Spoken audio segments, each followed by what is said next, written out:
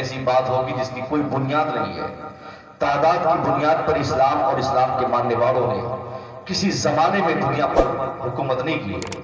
اسلام کی تاریخ پڑھنے کے بعد اس چیز کا ہمیں علم ہوتا ہے کہ پوری دنیا میں مسلمانوں کو جہاں بھی سرخروئی ملی ہے اس کی وجہ صرف یہ رہی ہے کہ مسلمانوں کا ایمان مضبوط تھا، مسلمان ایمانی طور پر مضبوط تھا۔ آج یہاں کئی سال ہو گئے سرکار غریب نواز کے چرچے ہوتے ہیں، کئی 800 سال سے اوپر ہو گئے غریب نواز کی محفلیں سجتی ہے۔ اب کی وجہ کیا تھی؟ کیوں غریب نواز کے پاس کون سا بم تھا؟ آئٹم بم کے مالک تھے غریب نواز؟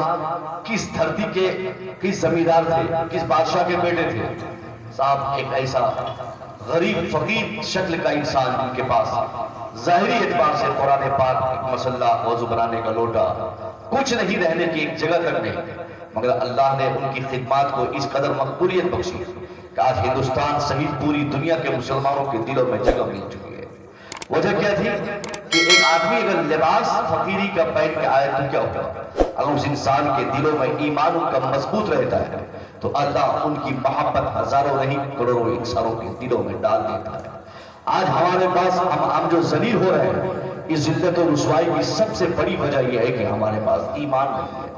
ہم تعداد پر ٹھیکڑا پھوڑتے بولتے حضرت ہماری تعداد کم ہے اس لیے مارے جاتے ہیں۔ جنگ بدر سے لے کر آج تک مسلمانوں کی تاریخ میں کوئی ایسی جنگ یا کوئی ایسا ماحول بتایا جائے جہاں مسلمان دوسروں اپنے دشمنوں کے مقابلے میں زیادہ رہا ہو؟ ہر جگہ ہمارے دشمنوں کی تعداد زیادہ رہی، مگر کامیابی ہمیں ملی، کامیابی اللہ نے دشمنوں کو نہیں دی۔ ہر مقام پر ہمارے بچوں میں، ہمارے نوجوانوں میں، ہمارے بزرگوں میں جو ایمان تھا وہ ایمان آج ہم مسلمانوں کے اندر ٹٹولتے ہیں تو وہ آج دور دور تک ایمان نہیں ملتا۔ ہمارے بچوں کا سونا، صبح اٹھنا، رات کو سونا، دن بھر گھومنا، یہ ساری ایکٹیویٹیز ہم سامنے رکھ کر مطالعہ کرتے ہیں تو ہمیں یہ بات سمجھ میں آئے گی کہ صاحب آج ہماری کیا نگرانی ہو رہی ہے۔ ایک آدمی اپنے بچوں کو، کیونکہ ایک جلسے سے اگر یہ پیغام نہ ملے تو میں سمجھتا ہوں کہ ایک آدمی کہاں یہ پیغام پائے گا۔ آج ہمارا معاشرہ جو اسلام سے کٹ رہا ہے، نہ باپ کو فرصت ہے اپنے بچوں کو اسلام بتانے کی، نہ ماں چاہتی ہے کہ میری بیٹی اسلام پر چلے۔ اگر ماں چاہ بھی نہیں تو اس کے چاہنے سے اس کی بیٹی تب تک اسلام پر نہیں چل سکتی جب تک وہ ماں خود اسلام پر گامزن نہیں ہو جاتی۔ ایک باپ اپنے بیٹے کو اگر چاہتا ہے کہ اس کے اوپر پریشر ڈال کر ان کو 5 وقت کا نمازی بنا دے تو ان کے چاہنے سے بہت کچھ نہیں ہوگا۔ اس کے لیے شرط یہ ہے کہ باپ کو پہلے خود 5 وقت نماز پڑھنا پڑے گا۔ ایک بڑا بھائی، اس کی بھی ایک ذمہ داری اسلام میں متعین کی گئی ہے۔ یعنی اگر ہم آج کے ہی زمانے میں بھی چاہیں کہ ہمارے معاشرے میں اسلام نظر آئے، ہمارا بچہ بولے تو مسلمانوں کی طرح، ہماری بیٹی چلے تو مسلمانوں کی بیٹی کی طرح، ہمارے بزرگ بولے تو مسلمانوں کے بزرگوں کی طرح، یعنی سر سے پاؤں تک اگر ہمارے معاشرے میں ہم اسلام دیکھنا چاہتے ہیں تو اس کے لیے بہت زیادہ ماتھا پیچی کرنے کی ضرورت نہیں۔ ایمانداری سے ہر بزرگ یہ قسم کھا لے کہ صاحب میں مسلمان بن کے جیوں گا، وہ بزرگ اسی تناسب میں اپنے گھر کے ہر فرد کو اسلام پر عمل کرنے کے لیے پریشر ڈالے۔ وہ بزرگ، وہ گھر کا مالک، گھر کا گارجن جو ابھیبھاوک ہے، وہ اپنی بیٹی کے اوپر، اپنے بیٹے کے اوپر، اپنے چھوٹے بھائی کے اوپر، اپنے سماج کے اپنے ماتحت کے اوپر وہ ایسا پریشر بنائے کہ ان کے معاشرے میں کوئی بالغ نماز نہ چھوڑ سکے، کوئی جھوٹ نہ بول سکے، کوئی شراب پینے والا اس کے معاشرے میں نہ ہو۔ یہ سب سے بڑی چیز یہی ہے، جلسے کے خطیب 5 گھنٹہ تقریر کر دے، اس سے بہت سارا کام نہیں ہونے والا۔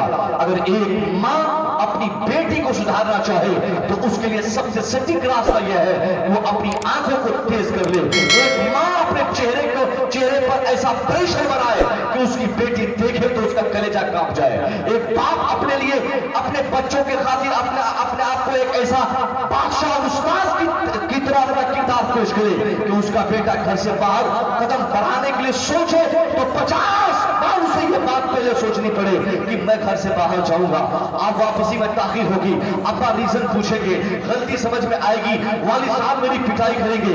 یعنی جو آزادی آج ہمارے بچوں کو ملتی جا رہی ہے، ہماری بیٹیاں کپڑا پہنتی ہے اپنی مرضی سے، بیٹا مکان گھومنے اور ٹہلنے اور سفر کرنے تمام طرح کے معاملات میں ہر جگہ اپنی مرضی کو دخل دیتے ہیں۔ ان سارے معاملات میں جب بچوں کو یہ سمجھ میں آ جائے کہ نہیں میں کپڑا وہی پہنوں گا جس کے سلیکشن کے لیے میرے والد محترم حکومت اجازت دیں گے، بیٹی جس دن یہ یقین کر لے کہ اگر بغیر دوپٹے کے گھر سے باہر نکلوں، بغیر حجاب کے مارکیٹ نکلوں تو میری ماں مارے گی، میرا باپ مارے گا۔ جس گھر کے بچوں کو یہ یقین ہوتا ہے وہ بچے کبھی اسلام سے بغاوت نہیں کرتے، وہ سماج کبھی تباہ نہیں ہوتا۔ آج مسلم معاشرے میں صاحب وہ کون سی برائی ہے جو برائی ہمارے بچوں میں نہیں؟ کسی زمانے میں چوری کسی دوسرے قوم میں ہوتی تھی، جھوٹے کسی دوسرے قوم کے بچے ہوتے تھے، زانی کسی اور قوم کے بچے ہوتے تھے، شراب نوشی کا ماحول کسی اور ماحول میں دیکھا جاتا تھا۔ جھوٹ بولنا، شراب پینا، زنا کرنا، بے حیائی کرنا، دوغلا پنی کرنا، ظلم کرنا، زیادتی کرنا، چوری کرنا، یہ ساری برائیاں، سارے خرافات کسی اور سماج کی پہچان بن چکی تھی۔ مگر اللہ کی قسم ہم دیکھیں تو صحیح، آج ہمارا ہی بیٹا سب سے بڑا چور، ہمارا بیٹا سب سے بڑا جھوٹا، ہمارا بیٹا سب سے بڑا شرابی، ہمارا بیٹا سب سے بڑا نشیبی، ہماری بیٹیاں سب سے بڑی بے حیا۔ آخر یہ بے حیائی آئی کیسے؟ ہم نے اپنی علامت جو ایک اسلامک علامت تھی، جس کے تعلق سے پوری دنیا کا ہر فرد یہ جان چکا تھا کہ حیا دیکھنی ہو مسلمانوں میں دیکھو، سچائی دیکھنی ہو مسلمانوں میں دیکھو، وقار دیکھنا ہو مسلمانوں میں دیکھو، عزت دیکھنی ہو مسلمانوں میں دیکھو۔ مگر آج دنیا پلٹ کر کہتی ہے بے حیائی دیکھنی ہو تو مسلمانوں میں دیکھو، جھوٹا دیکھنا ہو مسلمانوں میں دیکھو، شرابی دیکھنی ہو مسلمانوں میں دیکھنا، چوری دیکھنی ہو مسلمانوں میں دیکھو۔ ہم نے وہ پہچان جو اسلام کے پیغمبر نے 1400 سال پہلے ایک مسلمان کی حیثیت سے مسلمانوں کے اندر ڈالنے کی آپ نے کوشش کی، اور جس پر عمل کر کے صحابہ کرام اور بزرگان دین نے پوری دنیا میں اسلام کا تعارف پیش کیا تھا، جسے کبھی صدیق اکبر نے متعارف کیا تھا، جس اسلام کو کبھی فاروق اعظم نے متعارف کیا تھا، جس اسلام کو دنیا کے سامنے حضرت عثمان غنی نے پیش کیا تھا، جس اسلام کو حضرت مولا علی مشکل کشا نے دنیا کے سامنے پیش کیا تھا، جس اسلام کو کربلا کی سرزمین پر حضرت امام پاک اور آپ کے چاہنے والوں نے ہزاروں کی تعداد میں دنیا کے سامنے پیش کیا تھا۔ ہاں کبھی اسلام کی بات کر رہا ہوں جو غوث اعظم سے پھیلا، جو غریب نواز سے پھیلا، جو سرکار دولہپیا سے پھیلا، سرکار مسعود ملت سے پھیلا، سرکار مسعود پاک سے پھیل رہا ہے اور قیامت تک پھیلتا رہے گا۔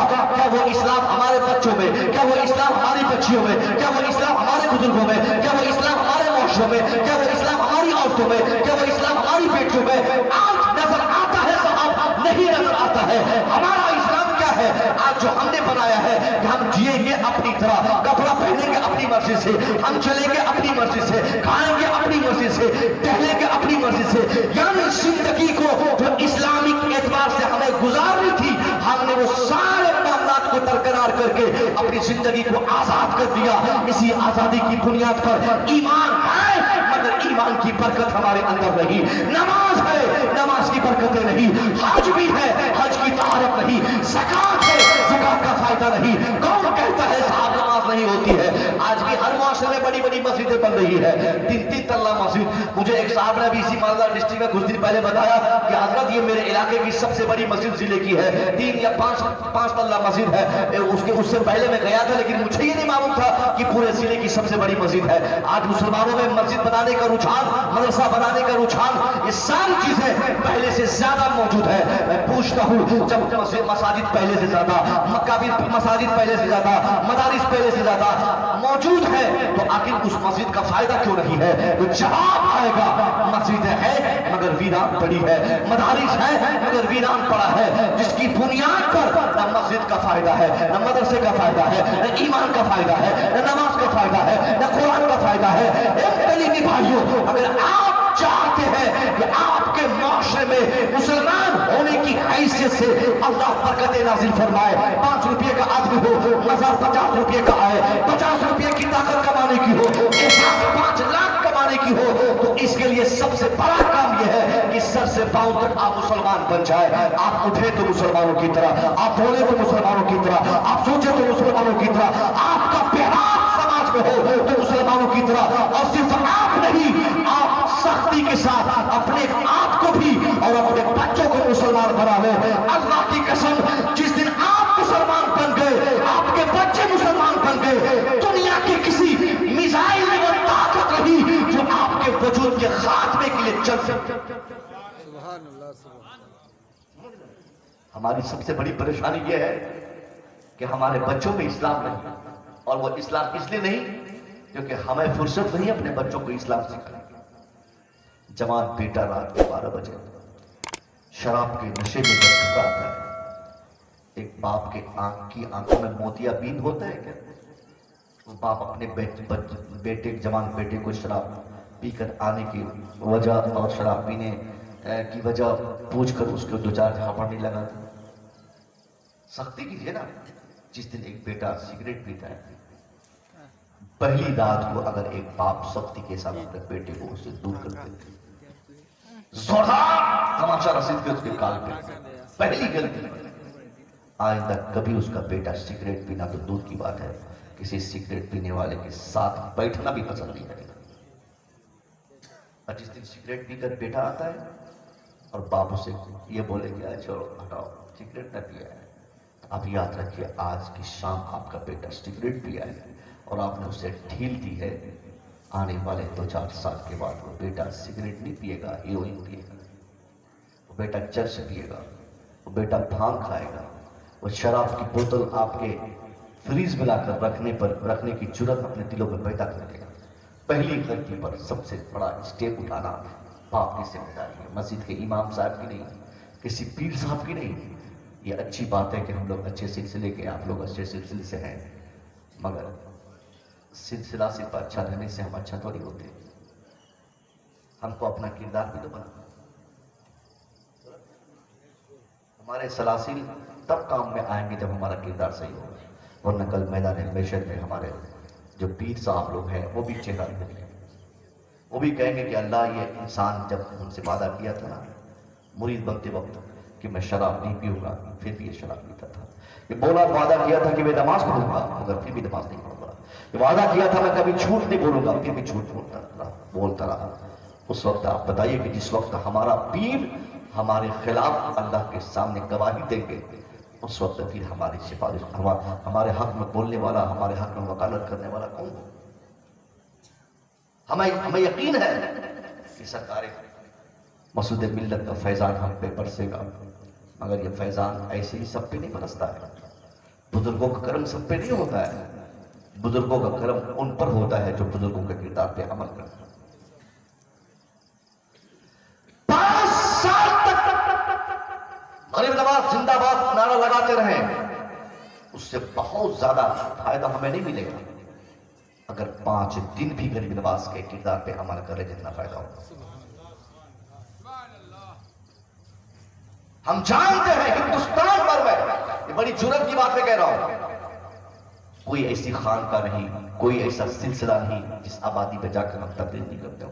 अल्हम्दुलिल्लाह जो अपने सुन्नियों का सिलसिला सलासिल है, मगर पीरों से जितनी मोहब्बत अल्हम्दुलिल्लाह एक कलीमी भाई अपने पीरों से करते हैं, दूसरे मुरीद अपने पीरों से उतनी मोहब्बत नहीं करते।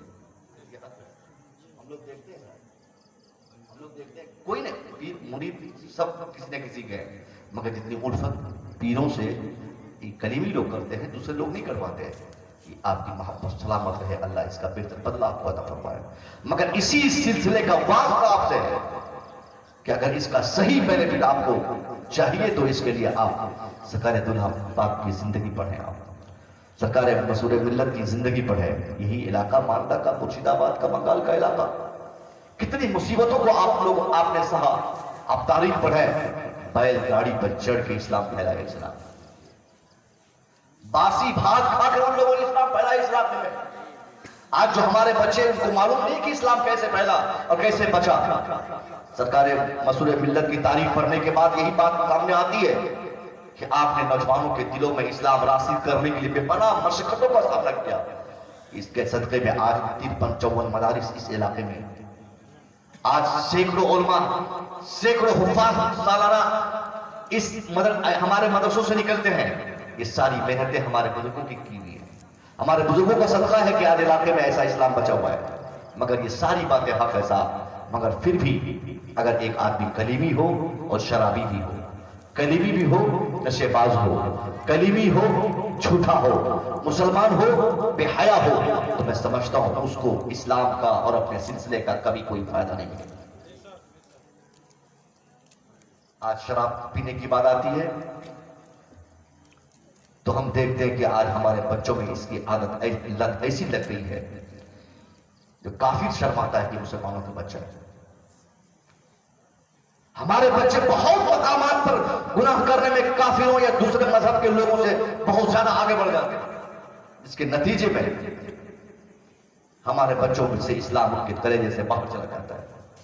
ممکن ہے میری بات بہت زیادہ بری لگی ہے آپ کو، مگر میں چونکہ ایک خطیب ہونے کے ساتھ ساتھ میری کوشش رہتی ہے کہ اصلاحی گفتگو چند ہو جائے، جس سے بچوں میں ماں باپ کے لیے بچوں کے لیے ماں باپ کی محبت بچوں کے دلوں میں ماں باپ کی محبت، ایک دوسرے کے حقوق کے بارے میں آج ہم بیدار ہو جائیں. ایک سب سے بڑی کمی آج کیا ہے کہ ایک باپ، سنیے غور سے، ایک باپ تربیت میں کمی کرتا ہے، جس کی بنیاد پر ان کے بچوں میں یہ کمی رہ جاتی ہے. وہ بچے ہمیشہ اپنے ماں باپ کی تربیت کی کمی کی بنیاد پر دنیا بھر میں ذلیل ہوتا ہے.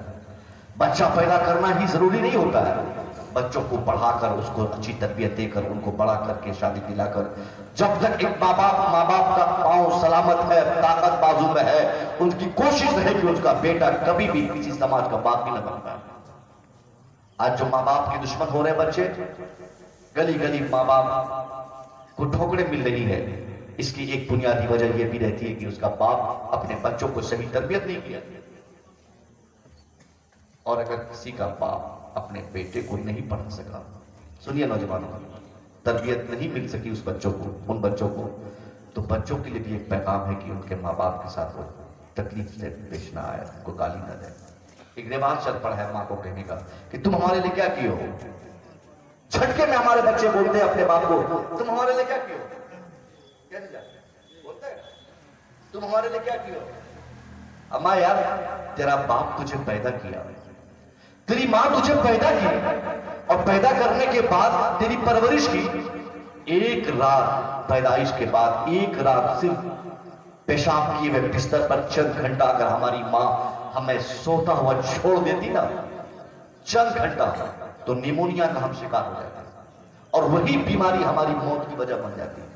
مگر ایک رات نہیں، ہزاروں راتوں کو ماں نے ایسے کروٹیں بدل بدل کر بیداری میں آپ ماں نے گزارا، مگر ایک بچے کو کبھی بھی تکلیف ہونے نہیں دیا. کیا یہ بڑی قربانی نہیں ہے؟ آج بیٹا جوان ہونے کے بعد ماں باپ کی اہمیت اور خدمت بھول جاتے ہیں، اور وہ کہتے ہیں باپ کو کہ اب ہم کو ہمارے لیے کیا کیے ہیں. یعنی بیٹا سوچتا کہ ایک باپ جب اس کے لیے مکان بنائے گا تبھی بڑا کام ہوگا، ایک باپ اس کے لیے پراپرٹی خرچے گا تبھی بڑا کام ہوگا. ایک باپ وہ کامیاب باپ ہوتا ہے جو بچوں کو ایک کروڑوں کا مال چھوڑ کے چلا جاتا ہے. ایسے بچوں کو کہنا چاہوں گا، نہیں صاحب، باپ کے لیے کروڑوں کا پیسہ جمع کرنا اپنے بچوں کے لیے ضروری نہیں ہوتا ہے. باپ کے لیے پرورش کرنا، بچوں کی تربیت کرنا، اس کو اچھا انسان بنانا، یہ ضروری ہے. اگر آپ کا باپ زندہ ہے اور آپ بھی کامیاب ہونا چاہتے ہیں تو اس کے لیے سب سے بڑا کام یہ ہے کہ ایک آدمی اپنے باپ سے ہمیشہ ان کی خوشی کے لیے ہمیشہ قربان رہے. باپ کا پاؤں دبائے، کمائی جو بھی کر کے لائے، اپنے ماں باپ کی مرضی کے بغیر کبھی کوئی پیسہ کہیں خرچ نہ کرے. اور ایک لفظ بھی قرآن عظیم نے کہا وَلَا تَقُلْ لَهُمَا أُفٍّ وَلَا تَنْهَرْهُمَا، اوف تک کہنے کی ممانعت کی گئی ہے قرآن عظیم میں. یعنی ماں کی مرضی پر اللہ کی مرضی ہوتی ہے، باپ کی مرضی پر اللہ کی مرضی ہوتی ہے.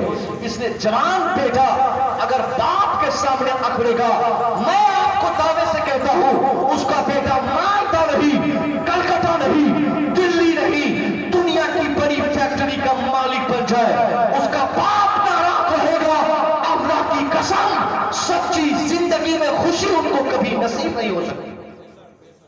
اور اگر باپ راضی رہے اور دنیا کے سارے لوگ ناراض ہو جائے، باپ بچوں سے خوش رہے، دنیا کا ہر فرد ہم سے ناراض ہو جائے، پوری دنیا ناراض ہو جائے، اگر باپ ہی راضی ہے تو اللہ راضی ہے.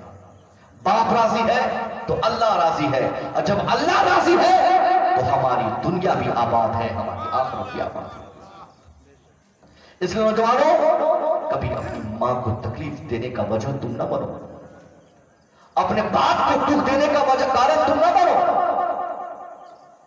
ہم لوگ بولتے ہیں ابا سے، اپنے والد سے، کم سے کم اگر آپ کو اللہ نے عقل دی ہے تو رات کے ایک دن اندھیرے میں آپ سوچ لیجئے گا کہ جب ہم بیمار پڑ رہے ہوں گے تو اس وقت ہمارے باپ کی کیا کیفیت ہوگی.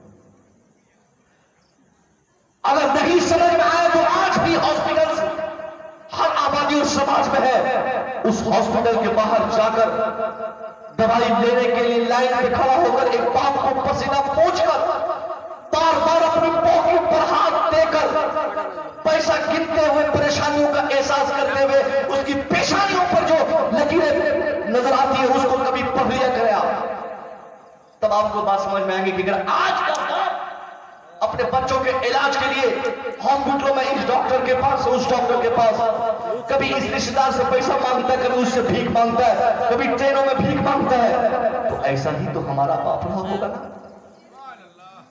ऐसी ही परवरिश हमारे बाप ने हमारी की होगी ना। एक बेटे को जब तकलीफ होती है ना, तो उस तकलीफ के सामने एक बाप को जो तकलीफ होती है, बच्चों की बीमारी हो, उनकी तकलीफ को देखकर दुनिया का कोई आदमी उस तकलीफ का एहसास नहीं कर सकता। बाप फकीर होता है, फिर भी अपने बच्चों के इलाज के लिए वो भीख मांग कर भी आखिरी दम तक कोशिश करता है। मगर आज बुखार, मामूली सा बुखार हो और बाप कहे बेटे से कि दवाई लेके आना, बोले ठीक है शाम को आएंगे ना, लेते आएंगे, लौटेंगे ड्यूटी से तो लेते आएंगे, नहीं नहीं, दुनिया की कोई ड्यूटी ऐसी ड्यूटी नहीं है माँ बाप की खिदमत से बड़ी। नबी करीम ने फरमाया, मस्जिद नबवी में आप दाखिल हो रहे थे, जैसे मस्जिद में दाखिल हुए तमाम सहाबा खड़े हो गए, जैसे हम लोग दरसों में रहते हैं, पीर साहब आते हैं, हम लोग खड़े हो जाते हैं। हुजूर जैसे मस्जिद नबवी में गए नमाज इशा पढ़ाने के लिए, उसी वक्त तमाम सहाबा खड़े हो गए। हुजूर सब सारे सहाबा को खड़ा देखकर आप रोने लगे, ज़ारो कतार आपके आंखों से आंसुओं की बारिश होने लगी। सहाबा कहते हैं, हुजूर आप नमाज पढ़ाने आए हैं, आप रो क्यों रहे हैं? आए तो रोते क्यों है? हुजूर कहते हैं, लो अदरकतु वालिदैया औ अहदहुमा, काश मेरे माँ बाप आज जिंदा होते। क्यों? क्योंकि वो हुजूर देख रहे थे कि सारे लोग इज्जत के लिए खड़े हो गए। काश लो अदरकतु वालिदैया औ अहदहुमा, काश मेरे माँ बाप आज जिंदा होते और मैं वो अनाफी सलातिल इशा, मैं नमाज इशा में होता, वो क़राअतु फ़ीहा बिफ़ातिहतिल किताब, यानी हुजूर फरमाते कि मैं नमाज पढ़ रहा होता, मेरे माँ बाप या उन दोनों में कोई एक जिंदा होते और मैं नमाज इशा में होता, सूरह फातिहा की तिलावत कर रहा होता। ऐसे पोजीशन पर अगर मेरी माँ मुझे याद करती तो मैं नमाज छोड़कर पहले माँ की बारगाह में हाथ नहीं पेश करता। हम बोलते हैं बाप से कि आएंगे काम से तब दवाई लेते आएंगे, नहीं, जिस पोजीशन पे बाप अपनी तकलीफ का एहसास करे, एक जवान बेटे की जिम्मेदारी है उसकी तकलीफ दूर करने की कोशिश करे। क्योंकि बाप कभी ये अपने बच्चों को नहीं कहता कि अभी बुखार है 2 दिन के बाद दवाई, बाप कभी ऐसा नहीं कहता कि अभी आंख में दर्द है, आंख में कुछ चुभता है, कुछ गड़ता है, बदन में कई तकलीफ है तो चलो 1 घंटा के बाद दूर करेंगे, नहीं। उस बाप को तब तक सुकून नहीं मिलता जब तक वो अपने बच्चों के चेहरे पे मुस्कुराहट नहीं देखते। तो कम से कम हमें भी तो ऐसी कोशिश करनी चाहिए कि हम कमा के लाएं कलकत्ता से, अब्बा ये 5000 रुपया मैंने इस महीने में कमाया, अब्बा इसे आप कबूल फरमाएं, आप चाहें जो काम में खर्च करना चाहें। याद रखिए, अगर 80 साल का बूढ़ा बाप जवान बेटे की कमाई को अपने हाथों से पकड़ के रख कर वापस करके अल्लाह से दुआ करेगा, अल्लाह मैंने जिस उम्र के लिए अपने जवान बेटे की परवरिश की थी बचपन से, अल्लाह मेरा बेटा मेरी उस उम्मीद पर खरा उतरा है, अल्लाह मेरे बेटे की कमाई में बरकत अता फरमा। अल्लाह की कसम, जिस गरीब, चूंकि बाप की दुआओं में जो तासीर है ना, बड़े बड़े पीरों में भी हो सकते हैं। इसलिए आपकी जन्नत आपके घरों में, आपकी खुशहाली आपके घरों में, आप अल्लाह की रहमत आपके घरों में। जिनके माँ बाप जिंदा है वो अपने माँ बाप की खिदमत करें, और जिनके माँ बाप वफात पा चुके हैं वो अपने माँ बाप के लिए इशारे सवाब करें। रात को सोने जाए बिस्तर पे, जितनी देर तक आप जगे रहें, नियत कर ले कि मैं आज अपनी माँ के नाम पर दुरूद शरीफ पढ़ूंगा, मैं आज अपने बाप के नाम पर कुल शरीफ पढ़ूंगा, आज एक बार माँ के नाम पर कुरान खानी करूंगा, कुरान पढ़ूंगा। एक जवान बेटे की आदत होनी चाहिए अपने बूढ़े या अपने इंतकाल किए बाप के लिए, और जो बाप जिंदा है उसकी खिदमत के लिए। हमने देखा है साहब, मैं اپنی بات بتاؤں، 2003 کا پیریڈ تھا، 2003 میں میں اعظم گڑھ میں پڑھ رہا تھا، والد صاحب منی آرڈر پیسہ بھیجے تھے مجھے، پیسہ ملا نہیں، منی آرڈر کبھی 15 دن کبھی 20 دن میں پہنچتا تھا، جس کی بنیاد پر والد صاحب کو گھر سے جانا پڑا مجھے لینے کے لیے رمضان شریف کی چھٹی کے موقع سے۔